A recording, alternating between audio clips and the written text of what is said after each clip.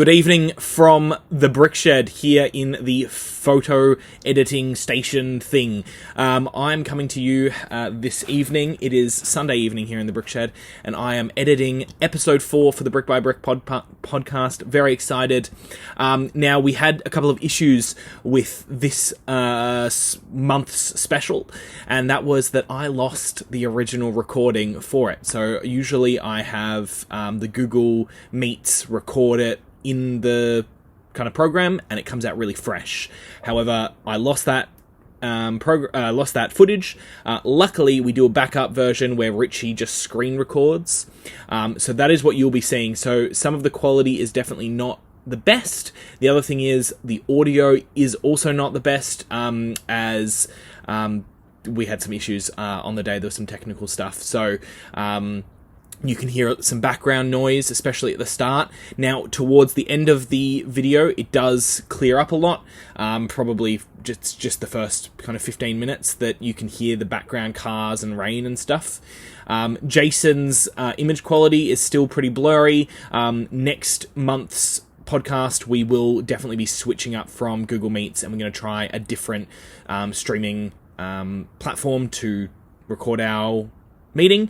But anyway, I'm going to leave it there. I just wanted to give you a kind of a PSA that the quality isn't the best, but the information is still at the highest quality. So please sit back, relax, and enjoy episode 4. Right. Cool. Funky dance. Getting it started. Should we go with that? Yeah, we should. Right. Are we doing an intro? Who's doing the intro? We'll do the intro at the end. Oh. So we know what we're introing.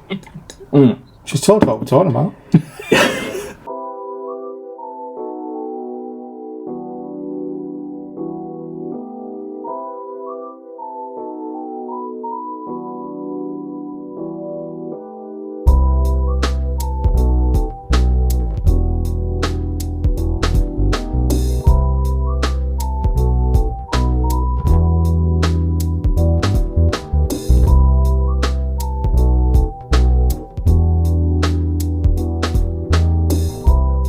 Well, welcome to episode 4 of the Brick by Brick podcast. We've got Jason from Kiwi Brick Exchange. Take a bow. Hello.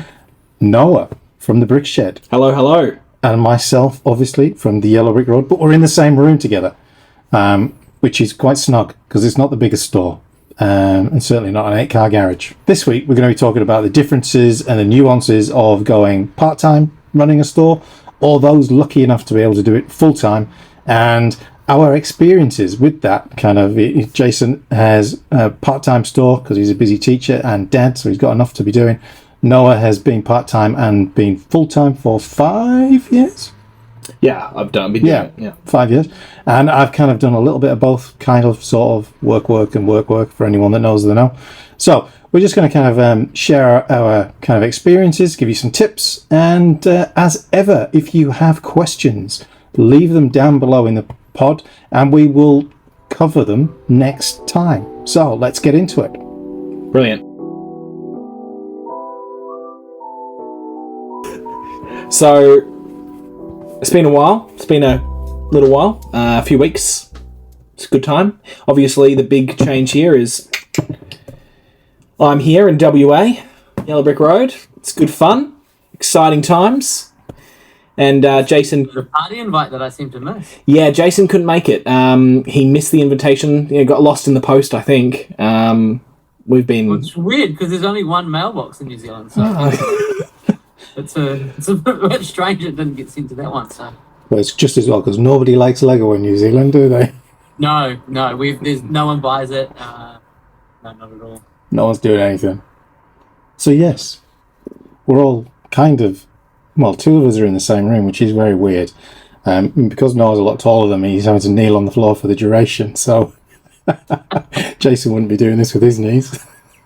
I don't think... if I was kneeling, you might not see me in the So. He'd be down here. Yeah, no, we don't. If I sat on a chair, it would look... I'd be up here. Yeah, we've tried it. It didn't work. It literally looked ridiculous. Anyway, so this week, we were going to start talking about part-time, full-time, our store experiences. Obviously, Noah is full-time, Jason is part-time, and I've been both. Yeah, mix of both. So Really just kind of a chance to talk about the pressures, the nuances of being part-time or full-time, the things that kind of get in the way, families, commitments, jobs, work, all the work, all of those things. So, where should we start? Well, we'll start with part-time, I suppose. And I reckon, Jason, if you want to kick us off with kind of what that looks like for you. I'm guessing most of our viewers now know what we do, but maybe kind of in going to a specific of the part-time experience, I suppose. Yeah, no, that makes sense. And I think, so like I'm a full-time teacher. So I teach the intermediate level here in New Zealand, which is 11 and 12-year-olds. And so I've got I would say it's like an 8 till 4, not a 9 to 5, I'm normally at school by 8, unless my daughter is taking too long. I'm obviously a dad as well. And so my wife works at an early childhood centre. So she's generally either leaving before me or getting home after, just depending on her hours each week. So I've got my daughter with me, so that before school time, nothing happens in the store. So there's a good chunk of time in the week which is taken up with work, with after school activities and things. So, people who are starting their own store are generally starting from there. I think I've maybe seen one, maybe two people that I'm aware of that have actually sort of launched into full-time. I don't know how well that's worked for them, but that could be something to discuss. And if you have, maybe, drop us a comment below and let us know. But for me, it's, a part-time Bricklink store is still a full-time Bricklink store. You can do part-time hours, but they still end up being quite significant, especially if you're packing orders, getting decent orders through a week, trying to upload as much as possible and everything else that comes along with it. So I try and fit it in within a week. So that's kind of like my week is 8 to 4 is at work or doing after school with the wee one. When I'm getting home, generally trying to incorporate her into whatever we're doing. So the plan for me is, Monday to Friday, I'm doing something in the store, whether it's sorting, whether it's tidying, whether it's uploading. Most days it is also packing an order. And that can be, between the 4 to 5, 5:30, or generally later after dinner when she's gone to bed. At the same time, obviously, I want to spend time with my family, and so that's really important. And I find a lot of part-time is actually then taken up with weekends. Like during the week, I'm not getting a lot done. I'm generally doing probably most of my stuff on Saturday, Sundays. I don't think I've had what I would consider a day off the store, because if I have decided to do that, I've had an order, which is like, oh. So I think, for part-time hours, generally I'm probably looking at between 15 to 20 hours minimum on top of my day job, I think, a week. Of that, probably a third of it's picking, if it's a fairly good week. Maybe another third is uploading if I'm lucky, and then the other third is just admin things that you're doing in the store. And I think that's a general week. I did do a video where I tried to do 40 hours in a week, which was during my holidays. And even trying to get 40 hours of work with just other things that were going on was even tricky to get. So, that's kind of like an overview of what I do in terms of during a week. So which part do you think kind of chews up the most time, getting parts in, or sourcing parts, or just order stuff? I think the thing for me, at least, I know people have said different things, sourcing Lego is very easy for me. There are bulk lots, wherever you want to find them. The sorting is the one that I guess takes a lot of time, and that's, being a used store, which is why I've tried to get some sorters, because that is where the majority of my time was being used up, to sort and get into parts before I even get a chance to upload. So that's always the one that I think is a restriction. Picking orders doesn't take too long, I don't think, particularly if it's not massive. If you've got bigger orders, then it's exciting. But I'd say the majority of my time is the sorting and the uploading. And so then, you're wanting to do that as well, because that's what drives orders as well. And we know that from experience, but trying to find ways to streamline that within a week is tricky. So that's why I'd say I get my daughter along to, she likes color sorting. So I have things into like an item, and she's pretty good at picking up like mistakes. In fact, sometimes she'll be there with her magnifying glass and like there's a nick on this one. I'm like, it's used, it's fine, chuck it in. Whereas other times, like, she's found something that I've missed, which is quite good. So there's those sort of things, but then at the same time, we're not trying to do that every day. Like, she's a child, she wants to do other things.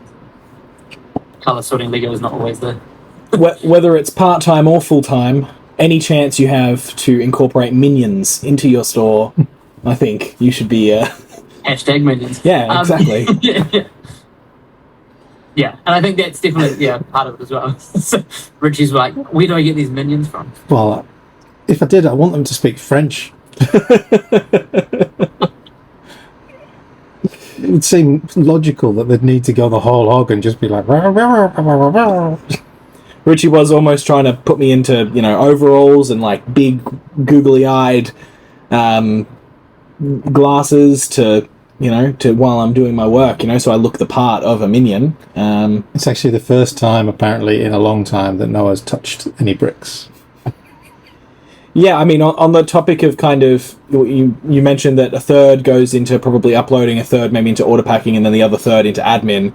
That switch over to full-time, that admin section gets really big really quickly.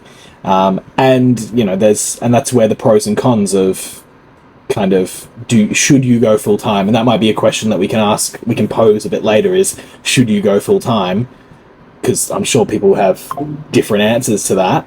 But on the staying on part time, when I was part time, it was the life of a part timer but the hours of a full timer.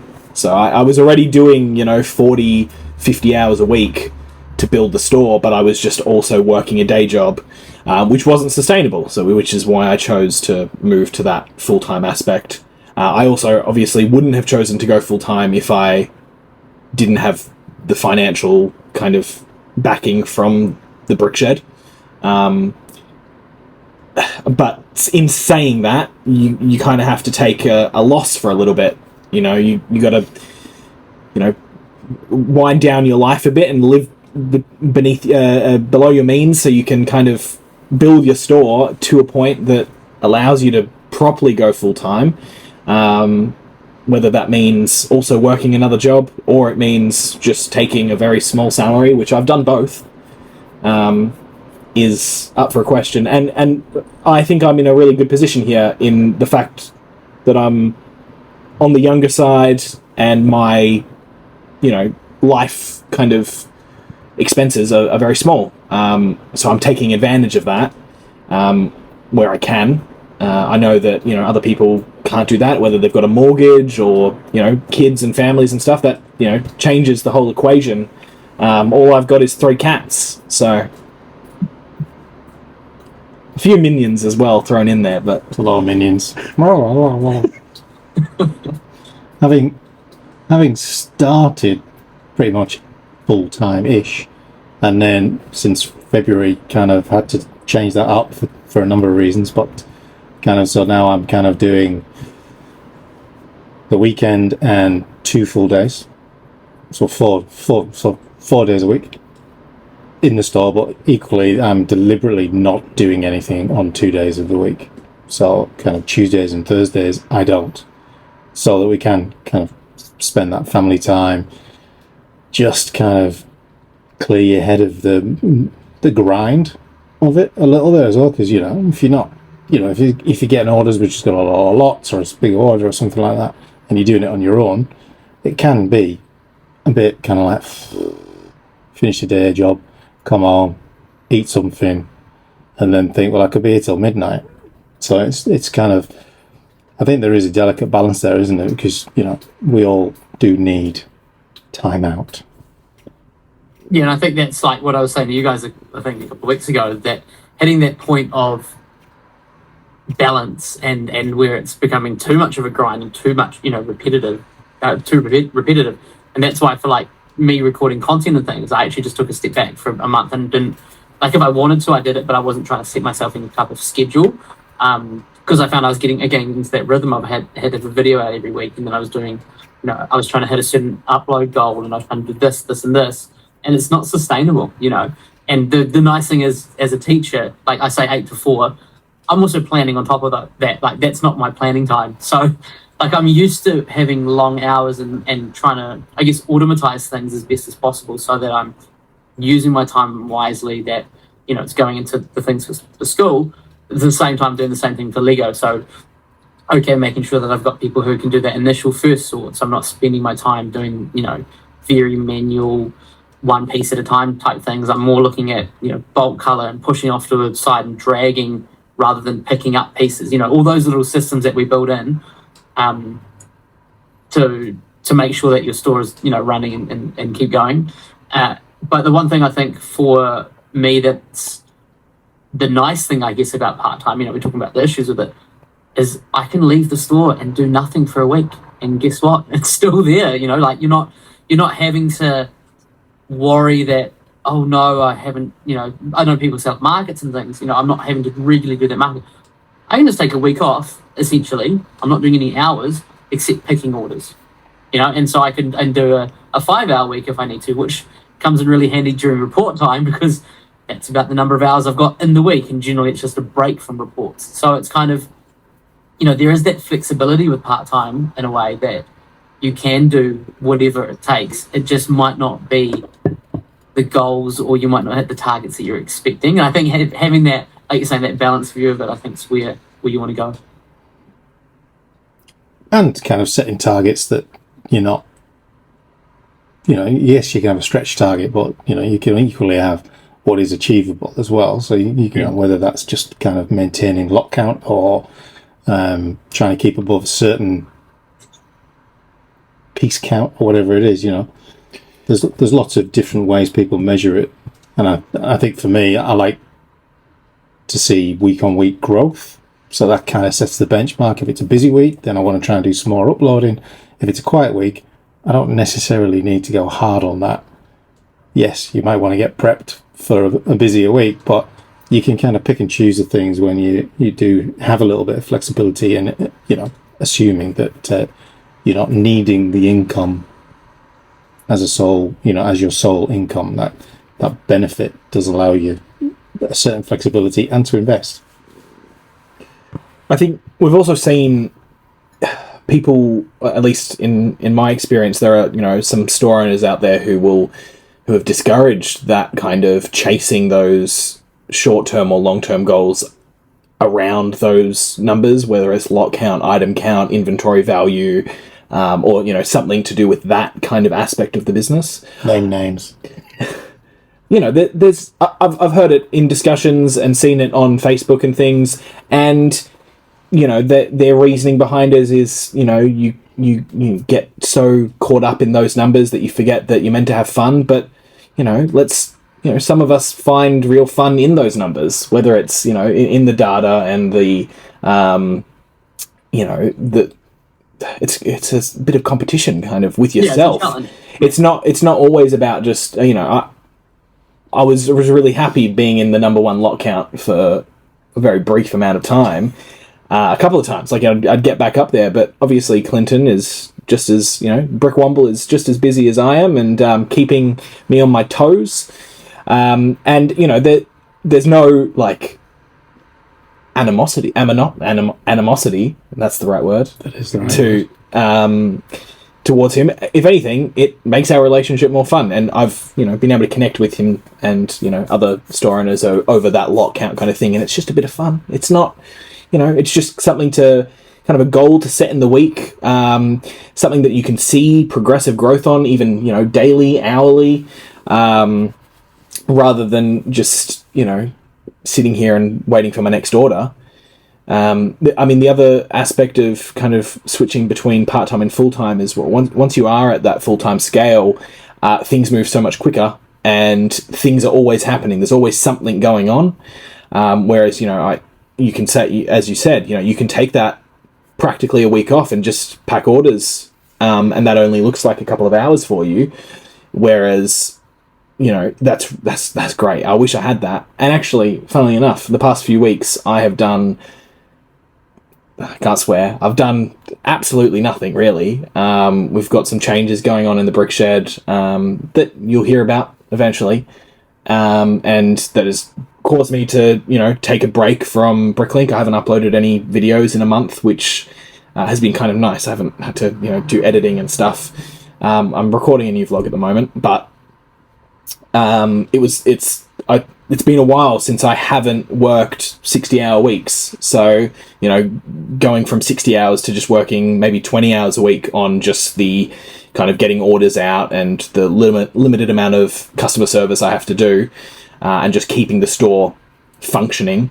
The lot count has suffered drastically, which I've had to, put aside and try to focus on brighter things, and has given me the opportunity to come up here. The store is still running. Love my minions; they're working really well. They're not going to watch this, so I can call them minions, but they're really great. Having my staff pull it, they're just picking orders and shipping them out, and I'm available to speak with them on the phone and stuff, and I'm answering messages and whatnot. But it's nice to know that if I want to take some time off, I can with the minions, with my staff. But yeah, I've lost my train of thought. But yeah, do you feed the minions? Occasionally, they live off a diet of tires. Or do you provide snacks? Bananas. Yeah, bananas. Yeah. Lego, just little bits of plastic. Lego bananas. Yeah. But do you provide snacks for them or anything like that? As an employer? Yeah. I've thought about getting myself a water tank. Or like a water cooler, so you can all stand around and talk. Yeah.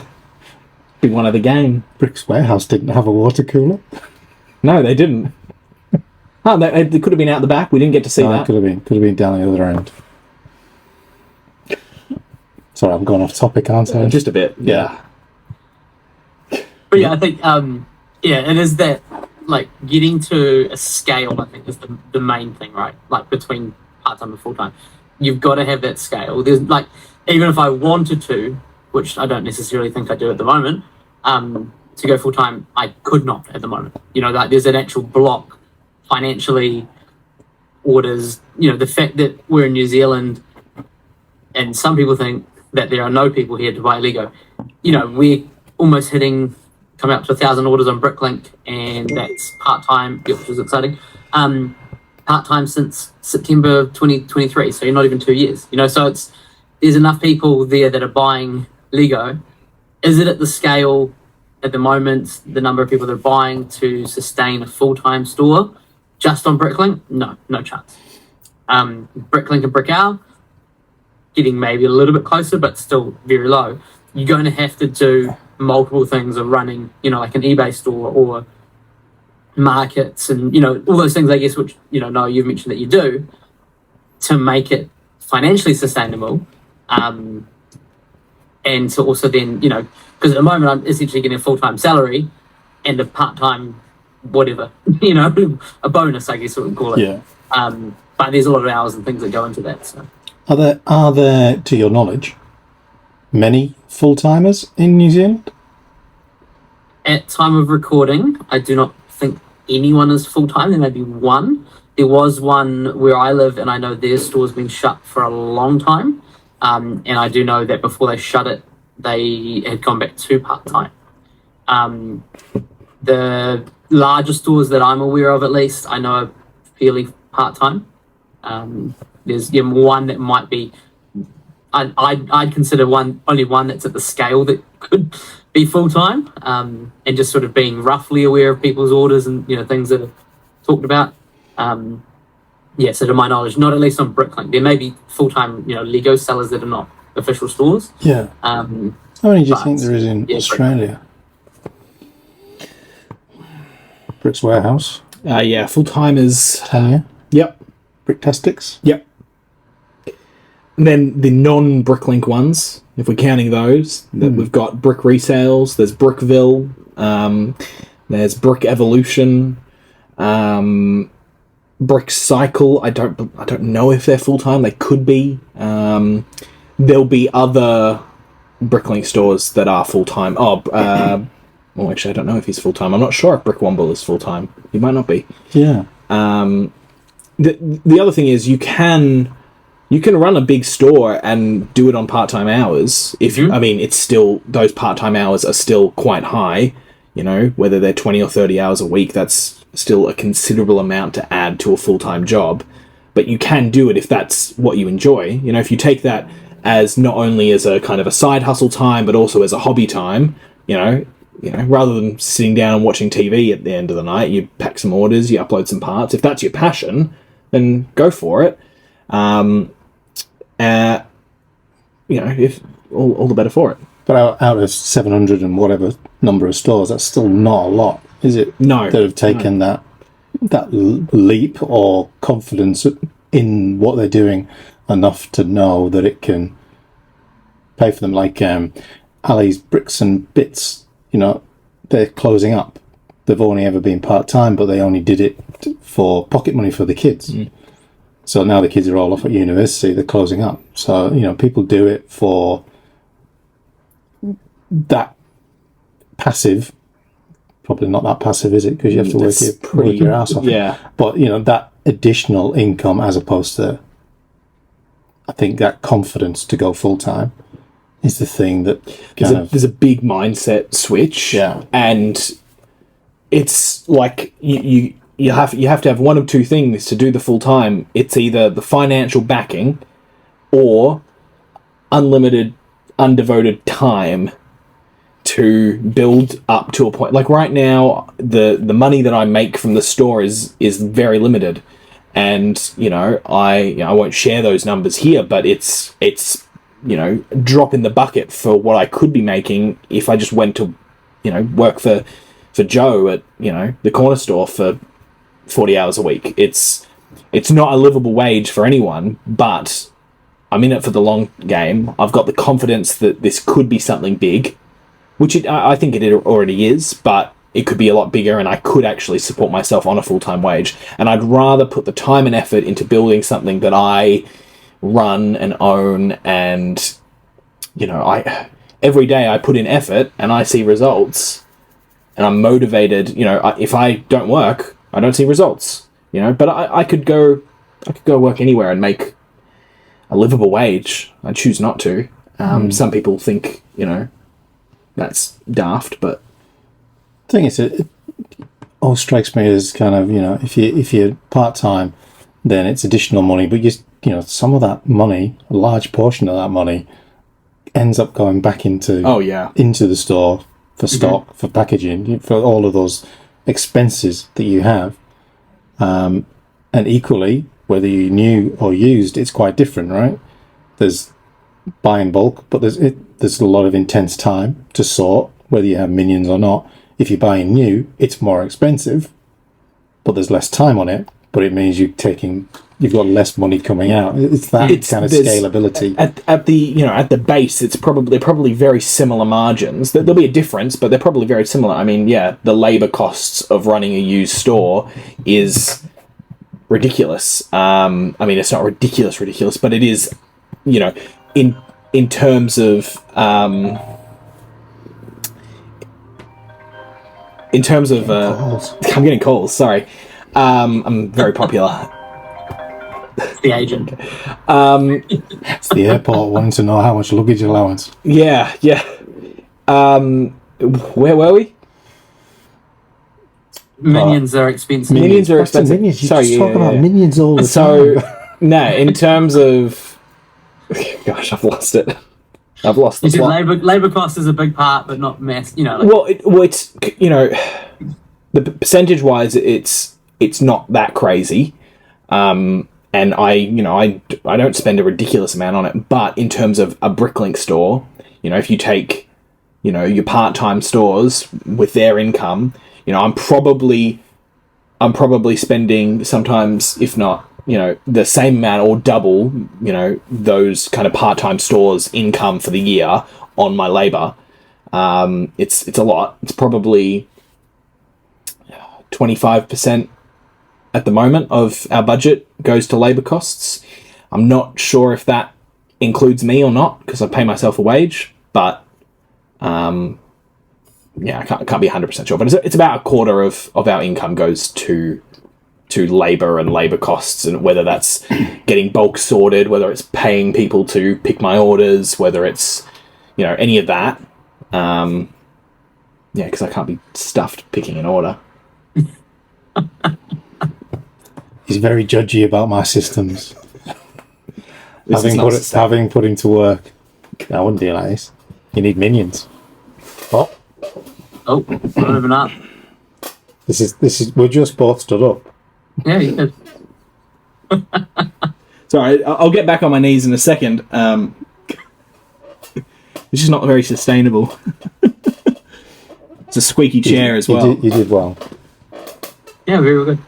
But yeah, I think and that's the thing for me as well. Like, as a part-time store, I could not afford to pay people to sort. Like the way that the sorting sets up, I've got my old neighbours and a friend, and they are both really keen on Lego and keen on specific parts. So they are quite happy to take a bulk lot, sit down, watch a movie, sort into parts. Oh, that's the piece I really needed. It costed them nothing except their time, and I'm getting it back, and they've sort of kept 10% of the parts. And so for me, that's, works pretty well. I don't know how many bulk lots they're going to, want to keep doing after one or two, but shout out to Danny, who keeps coming back for more and doing a really good job. Helps that he's got a fairly new wee one as well, so that's kind of, he's supervising while sorting, I'm sure, as well. And my old neighbours are, teenage age and keen on Lego and really after specific parts, and it's a good way of them avoiding having to buy from me. They're able to sort it, and that's, again, for them, it's maybe there's not enough disposable money there that they want to be getting away with, and it's a good way of building into a system and maybe helping them. I don't know if I've been asked specifically, but helping them get a first job. I can be their referee now, can't I, because I've seen the way that they've helped out and done things. So it's finding those sort of people, but like you're saying, that is a big cost as well. Just on scaling as well, I think one thing that, and I know my old man's mentioned it to me, that like we scaled this, or the wee one did a little bit, but I scaled this from $100 investment, so this is $100 to buy a lot to start with. I was still part-time selling, stamps and doing sort of like Trade Me, eBay things. And it was $100 to see, could this be something that works? And it had sold what I bought for $100 for $200 within a week or two. And so it's some Lego left over. And then, you fall down the rabbit hole, as some of you are currently listening to this, and then realizing, okay, if I put a little bit more time in, if I put a little bit more money, and now like you're saying, Richie, you're reinvesting that back into the business. I don't think I made a profit for a year, what I would consider a profit, because every time I made a profit, it went back into buying more Lego or more organizers or branding, something, or more organizers or part containers or, like a bulk lot. And then you realize people have bought all these specific parts that you need in the store to generate orders, and you're like, I need to go out and buy that. So I think that's the one thing that I'm always a bit cautious or wary when I see somebody going full-time to start with. I'm going, how long is it going to take you to establish yourself, to have orders coming in, for you to actually then turn a profit on that? And so the nice thing for me is, because it's been part-time, I've been able to scale it slowly to the point that if I wanted to, which I don't necessarily at the moment, I could do part-time in my day job and a lot more hours in the store. Like that, we could still survive on that.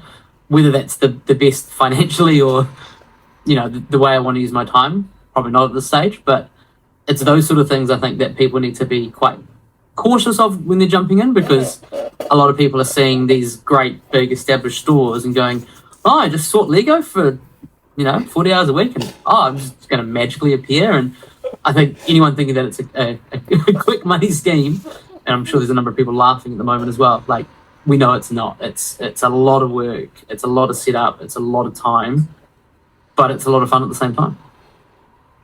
I think it's that unknown, isn't it? Like, when, wherever you start from, big, small, part-time, whatever, there is so much that you just don't know you're going to be doing.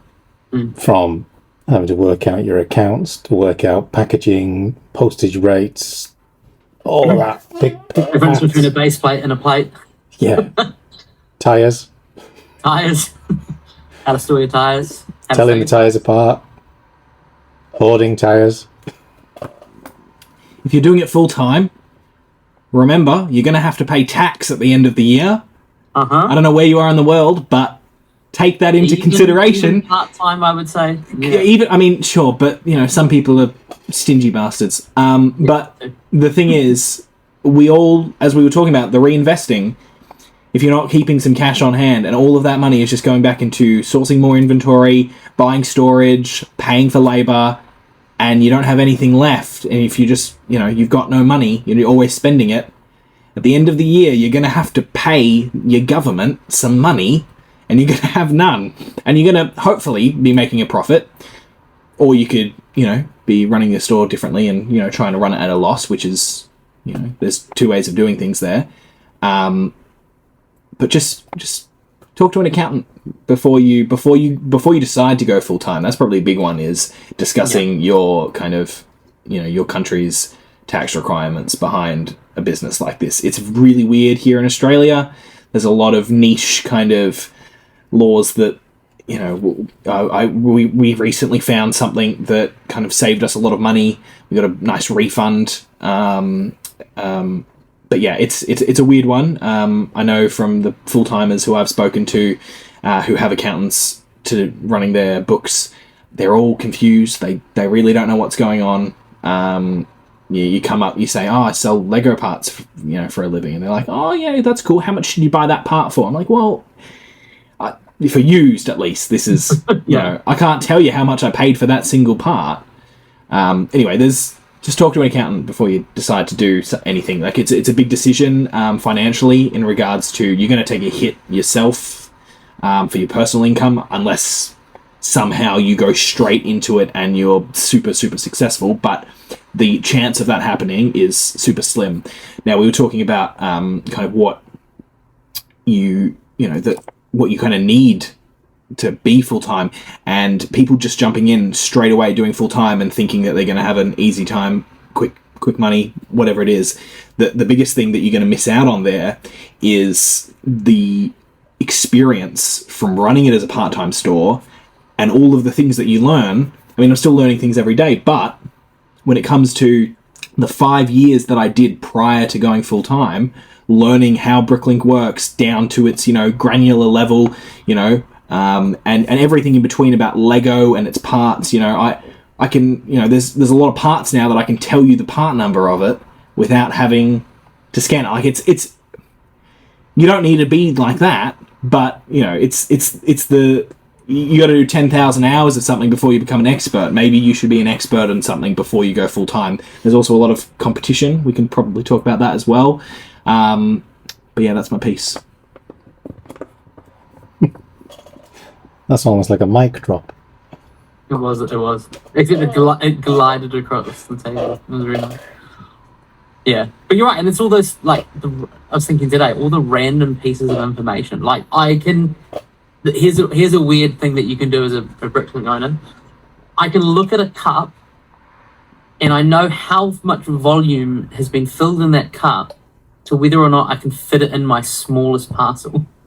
Like, I reckon I'm 100% in the last 4 months of going, so I've already pre-labeled my package, and I fit that little bugger in. Like, it's going in that smallest package, Random bits of information, that you just find. Like, you're not aware of it.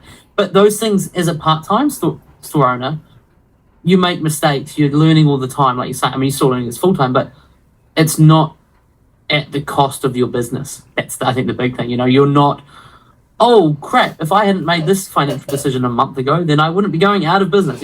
It's, okay, I learned, I bought this, and I shouldn't have, I made no money on it. Okay, I'm going to learn and do better next time. And early days, I think I bought something off Trade Me, eBay type thing, for $80, and I think I put $70 in the store because half of it was munted and used and gross, and but you learn from that, and then you keep going. I sent out in my first week 2 base plates, what I thought were base plates, but actually plates, and so the order, I think, was $20.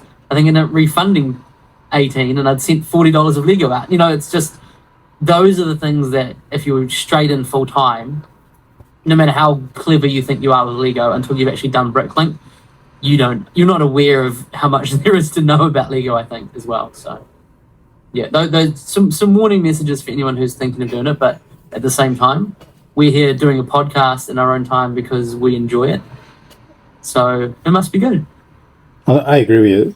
That learning piece is invaluable, especially around customer service, because, generally, Lego enthusiasts can be quite introverted. So dealing with people who are challenging you about stuff may send you the shittiest email on something that you're like, what? Or order something on a Friday and then chase you up on the Monday to say, why hasn't it arrived? All of those instances that you're not really prepared for, but kind of you have to learn what do you and figure out what's best for you as a business in terms of, if you've missed a part in an order, what are you going to do? You're just going to refund it? You're going to fulfill the order? Or if you've sent them the wrong part, you've sent them a 32 by 32 base plate, but it was a 16 because the little picture on Brick Freedom's picking, you just assumed you were picking the right thing. Didn't read it. That's on you. No, I did do that at the beginning. It did happen. And you learn that you have to slow down or, just get in the groove of it as much as, to the point where you can look at a thing and go, I know I can fit that in a or equally, no, I'm not going to do this anymore. I'm not going to play Lego Jenga because somebody wants cheap postage. Stuff them. Just remove the option. Or just say you did. No. It's like what weight is it? It is. It's more going off untracked postage. Like the 250 grams over. Yeah. You end up with like 400 bricks and tiles and plates, and you have to fit that within the minimum 100 grams max dimension. Yeah. Exactly. You learn that kind of where your threshold is, isn't it? Like your picking methodology around lots or parts, and it's picked together if it's below that, but picked separately if it's a bigger order. Versus you doing colour. Yeah. Yeah, but I think I was just going to say, like, for experience as well and things that you've done previously to Bricklink, like, don't underestimate, like, the random little bits of information as well. As a teacher, I'm dealing with 12-year-olds who want to argue with me about, whatever I'm teaching sometimes, parents who disagree with how you teach their children. So there's a lot of, like, customer service, essentially, within teaching. So I use that with what I do for, Bricklink. To be a functional teacher, you need to have good systems. There's no two ways about it. So I use that methodology and thinking to, okay, how can I apply that to Bricklink? And it's the same thing for different people who I've heard jump in. No, you're talking about when you were doing things as a teenager and going out to, all sorts of parts of Aussie and then finding stuff from there. So you're aware of the time it takes to source and the Star Wars sets. There's all those things, those built-in experiences that, that go into a Bricklink store that you might not be fully aware of at the time, but you can draw on when you're doing stuff. I'm surprised I wasn't kidnapped. I was traveling around at 12, 13 at all hours of the bloody day and night and taking long trains to pick up small little Lego lots. Traveling 4 or 5 hours by train to get this thing and getting back home on the last train and getting back in at 2 a.m. at 13. Some shoddy parenting, that is. But in the end, all of that added up, and we have a successful business now. The other thing that you become an expert in is you become a postage expert as well, as we were talking. As you were saying, I can. That's from that many parts. Yeah, that can fit into that order. I'm not even when I'm invoicing the orders because I'm not picking them. I invoice prior, and I'm like, I look at the sheet and I'm like, yeah, that looks right. I can fit that into that. Or it's about after I have picked it, I'm picking what size I am. Yeah, I'm just typing in the dimensions. I already know what the dimensions are now.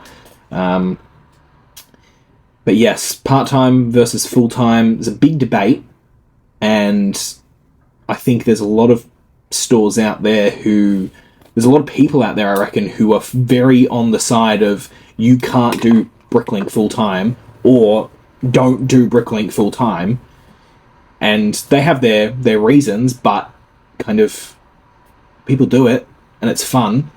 Maybe I'd like to pose that to you guys, where that attitude from the people out there who are very, very much against. I've seen YouTube videos out there that say, do not do Bricklink full time, that kind of stuff, and there's a lot of people out there who kind of say, don't do it. I mean, some of these guys are doing it full time, so maybe they're just trying That's probably why. Yeah. But yeah, no, something to think about. I don't know. Yeah, I think my question, then throwing back to the two of you, is at what point did you first think that it could be full time? Or, like, for you, Richie, you started full time. What was the sort of thinking with that? Was it like, I know Keith mentioned it when he was doing stuff for Brick Arena, that he got laid off from his job, and so that was a way of just transitioning into full time in a way. I know other people, similar circumstances where it was just in between jobs and it was just keeping them going, and they realized, oh, this is actually, I could do this. So what kind of thinking went into that for both of you? So, twofold, that one. Kind of, whilst it was full time, I was kind of doing some consulting work here and there as well, so it wasn't necessarily full time, but because I was doing that from the West Coast with the East Coast, the time difference was quite different. So whilst I needed to start early to do it, by 3 o'clock I was finished. So you kind of could work it around. Keith is the reason that I thought I could do it full time, because he was just sitting in a room doing it on, twaddling on about this, that, and the other, wasn't he? So he made it look really easy. What I felt that you needed probably to go full time was scale, so that you were generating enough revenue. But equally, if I didn't have the other work at the same time, I would never have been able to do it full time. As full time as it kind of was, because you make so many mistakes, whether you buy a lot that that's not really worth that much because half of it's damaged because you weren't quite sure what you were looking for, or whether you buy 4 sets of something, part it out because its part out value looks really good on the day it was uploaded, but 2 weeks later it's half the value. There are so many of those kind of shifting elements that to go full time from day one, and I think that would be crazy for most people, unless you were coming in hot with a big store and you had somebody to help you as well, because that is it. That's the thing that I found with full time, in inverted commas, was the busier you got, the less time you had to do everything else. And as a startup business, minions weren't an option, because you really didn't know how much money you were going to make. And it is very changeable. It wasn't long after I started that Bricklink went down. And everyone was scrambling around, and, people's livelihoods depended on that. Steve from Superbrick's livelihood depends on his Bricklink store, and somebody reported him for having a URL in his description. I mean, that's just like, don't be an arse. That's somebody's business. Still suspended. But he should have known that was against the rules. It's true. He's been in meetings, he's been in conversations with us all where we've discussed that. So just having the ability to see every single aspect of it is really difficult, especially when you start, because you don't have the experience.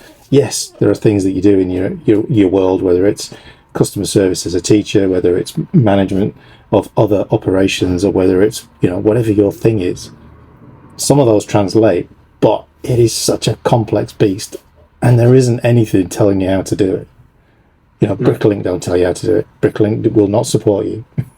Bricklink, you were lucky with your store suspension. You got back up quick, but Steve's been down a week. Like, that's nuts. It's his business because somebody wanted to kick him in the bollocks, really. Bricklink is quite a risky business to put yourself into.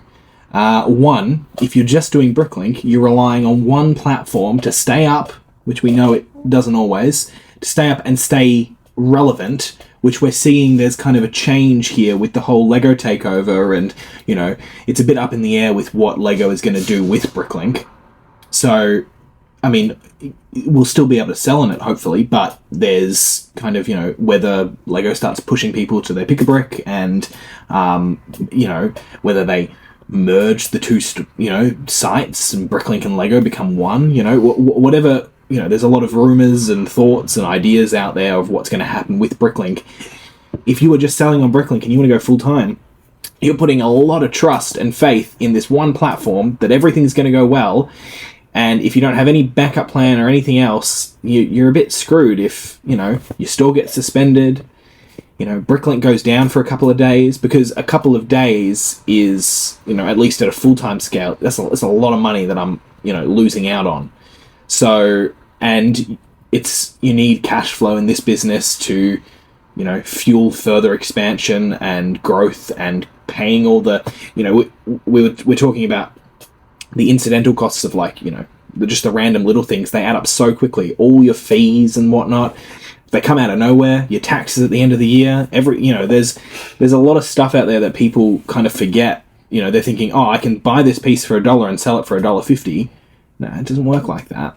It on a base level, sure, but when you're scaling and you need storage and you need space, you need minions, you need printers, there's so much in it. Pardon? Tires. Sorry. Yeah. All the tires, all of these things, they add up so quickly, and people forget about that when they go into the business, even at a part-time level, come into it thinking it's going to take a while. It's unless you have, but on the other hand, you're thinking, okay, I want to start a business, and I'm passionate about Lego, and I've got a little bit of funding, I've got a little bit of, I've got $10,000 behind me, and I want to put it into something.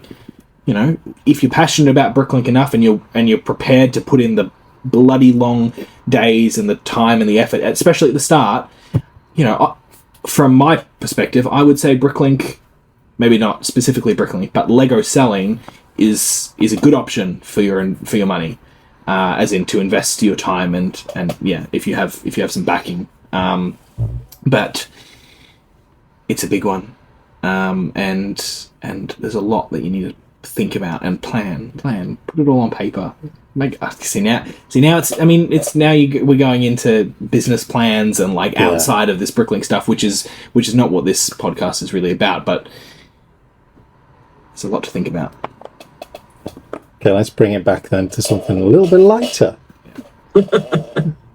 Jason, what's the favourite bit of running the store? This is what it's actually been an issue for me lately, because I haven't been doing it. It's finding that piece in a used bulk lot that is far over its value. It's the treasure hunt, right? And this draws back to me as a collector of all things, trading cards, whatever.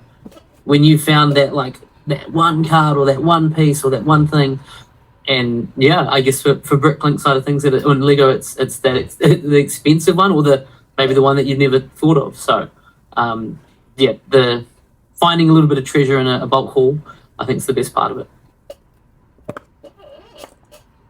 I have to agree with Jason there that the treasure hunt is still a major aspect of my job satisfaction in this business. Finding those diamond in a rough, those pieces that are, a ridiculous amount of money for the weight of that plastic, whether it's a dark tan feather or a flag from a, old ship or something, those pieces are really awesome to find, and it feels really good when you find it. The other aspect of it is prior to Bricklink, I was always in management, and I always enjoyed stepping back from a kind of a system and watching it kind of work without me. I've been able to build something up and put things together and into the right place and teach people the things that they need to know at the right times, and being able to step back and watching it run by itself, that's really satisfying to me, seeing that I've been able to create it's almost a little ecosystem that all works together, because this person does that thing, this person does that thing, the customer buys the Lego, that's the important thing. But being able to see growth in the business, especially on the kind of it runs by itself. That's a big part. But finding the good deals as well, that's always fun. I think mine is the strategy of it all. Being, quite data driven, kind of understanding the parts, understanding the buying pattern, knowing that if you restock that, they will sell, and kind of that focused approach, as opposed to, it's not a treasure hunt, it's more tactical kind of thing. And I guess everyone will have their own way of doing it, and everyone will enjoy something particular to them, whether it's the treasure hunt or the minifigures or just going and buying Lego. I mean, that's bloody good fun to start with, isn't it? I think that probably sums it up as well. Like, it's the variety. Like, you can find what you like about it and do it your way and have your own store, and your store is unique to any other store.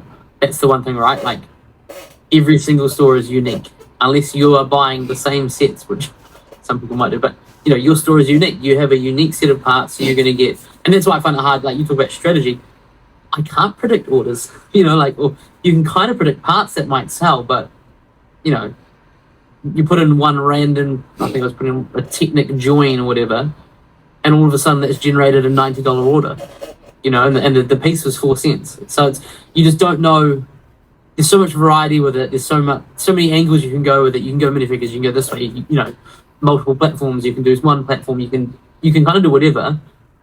There is also some type of element of having that control. Like, you are setting, the direction in a way of where you're going, where you're buying, how you run things, your systems, your setup. Yeah, you can pick and choose from people, but there is a little bit of control in there as well, which was quite nice. And, I'm not having anyone tell me how I should do this, really. Like, well, sometimes people like to, but, I'm not having to. I can still listen, and I can take it with a grain of salt. And sometimes actually, yep, that's a really good point. And other times it's, what? No, don't need to hear that. Like, that's not for me. And I like that, because most of us are working, I would say, in jobs where we are generally told what to do.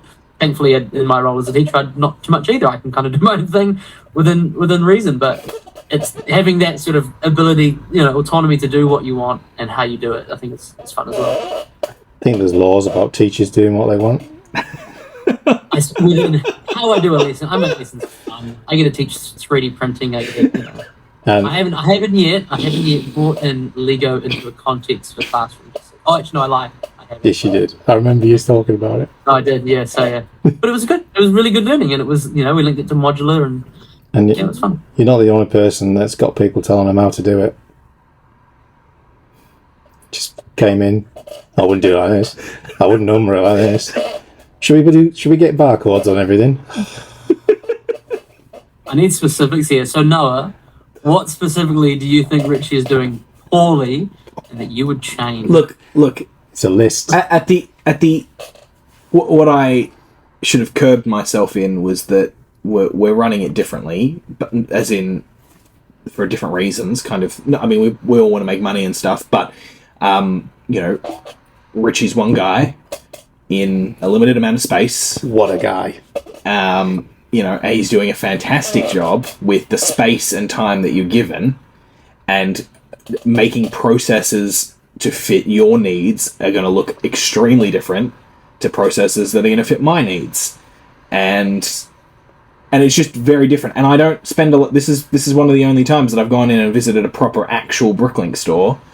People say they run Bricklink stores, and they're like, "Oh, come over," and it's one of these, 160 drawer unit, or a couple of Ziploc bags on the table, and I'm like, "Oh yeah, good for you." Pat on the back, nice work. Yeah, you've got a Bricklink store. Keep working hard.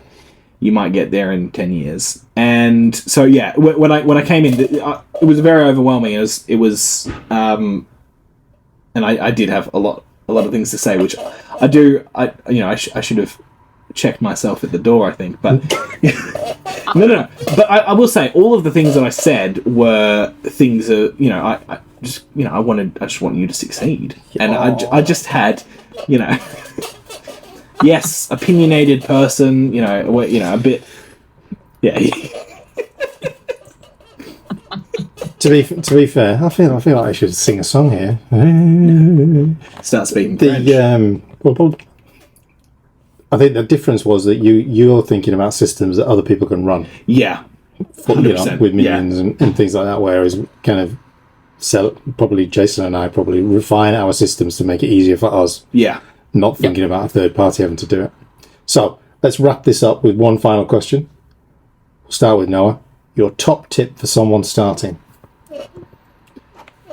Top tip would be a proper, whether you want, figure out from the start whether you're going to be running this as a hobby or as a business. Because if you want to run it as a business, start that process straight away and don't drag it out. Don't go, oh, maybe it could work, I don't know. If you want to do it properly and try. And probably the big thing that comes off that is start reporting your things from the start, as in make reports, put what you sell down on a spreadsheet. Just open up a spreadsheet and put in, I bought this Lego set 4 times for this amount of money on this date, and do the same thing for your expenses at the end of the month. It will save you a lot of headaches at the end of the year, or at the end of when you decide to, like, you're officially like, yeah, now I'm going to do it, but you've already been running the store for a year. I would go for put your numbers down from the start and figure out how you want to run the store. Yeah, that's my bit. Jason? Have remarks or a SKU system or some label, goodness me, help me now, that is going to tell somebody else where that piece is. The number of people I've spoken to who run a Bricklink store who just know where parts are, I'm calling them out. Doesn't work. Have a location. And with that location, this is something that I wish someone had told me, plan for that location to work up to 1 million parts, which sounds ridiculous from the get-go. But here's my example. I've got a 2-letter code at the moment for my locations, and then a 2 number. And I'm at 120,000 parts, and I'm already realizing that isn't going to work if I was double the size. And so having a system that, whatever SKU system works for you, where I know Richie does like an A and then numbers. My old man at the moment is just doing numbers, and he's scaring the crap out of me, because at some point, where is 10642? Where is 16934? It's just too complicated for me. So I think having a really simple SKU system, however that works for you, and be aware that you're going to have to change it at some point. But please label. Also, if you're going to exit and sell up, I'm sorry, but Bricklink store owners are not going to buy you out if you don't have labels for where the parts are. If they're going to have to hunt and find, you are just a big bulk used lot. You are not a store. And that is my 2 cents gone. Wow, there is issues. Mine was pretty. This is like therapy. It's great. Mine was going to be pretty similar to yours, to be honest, around thinking ahead. Because, starting with 4 drawers and 4 big containers and a couple of 10-litre tubs to this has required remodeling 3, 4, maybe more times. And even kind of one of Noah's comments was about the way I number from top to bottom across columns. Never really thought about how that makes that difficult to move that unit around. So it's that, to your point, really, around thinking ahead of how does this work bigger, as opposed to this will do for now, and then I'll figure it out, which is pretty much what I've done. This will do right now, and I'll figure it out if I have to change it. The reason we kind of Should we grab some parts and show them? No, we don't need to go into the detail. You're just not used to picking parts. So yeah, that would be my one. But I agree with the others, definitely around. There's nothing worse than having to go back through the months to try and figure out your expenditure for your end of year tax. You need to do it as you go. You need to be disciplined about those things as much as everything else. But yeah, I think they were good points. Well done. At what point, Noah, did you realize, or did you think full time Oh, we was missed that, yeah. what you need to do? Yeah. Like someone's out there sitting there, and they're like, "Oh, my store's going great, but is it full time? Is it?" Yeah. I'll be quick. It's a pretty simple one. Other than actually wanting to do it, that's a big one. Is sure you might be successful, but is this actually something you want to do full time and drop everything else? The one thing, the big thing that was for me was, can I support myself using the store's income? If I can, then great, do it. Understand that it is still a big risk, as it is with any business, going and doing something, without kind of, you're not going to have a mattress to fall on when it falls. It's just going to hurt, and you're going to have to pick yourself up and scrape your knees off and move on. But that's a weird analogy. But yeah, keep going. But yeah, Jesus. Yeah, Sorry, if the business can afford to pay you a wage that you're comfortable with, maybe not that's livable, but you are comfortable with taking, then all the power to you. As long as you want to do it. That was my moment. Was the business could afford it. I was ready. I was eager, and I was also willing to put in even more time and effort into the business for, a very, very small hourly rate. I think my hourly rate at the moment is like $5, maybe $8 an hour, in that range for my, 60-hour weeks. Do the math if you want, but it's not a lot of money. So, yeah. Well, what another lovely podcast that was, full of banter, laughs, and a bit of, nonsense. So, the topic of part-time and full-time is one that we could have gone into for many hours, but we have to put an end to it at some point, because we need to go back to running our stores. Well, at least I need to go back under a ball and chain and run Richie's store while he sits back and relaxes, enjoys the aspects of having a minion. But yeah, it was a brilliant one. Thanks very much for watching another podcast. Of course, leave your comments down below if you've got anything, any questions or any comments. We'll happily address them. We'll respond to those comments as well, but we'll also try to include them in the next podcast as well. Again, we're not going to do these, regular timeline. They'll come when they come. Hopefully, in a month or two, you'll see another one. We're not sure what that topic will be. Maybe another special guest, as we did last podcast. But thank you very much for watching. We'll see you all in the next one, and catch ya. Peace.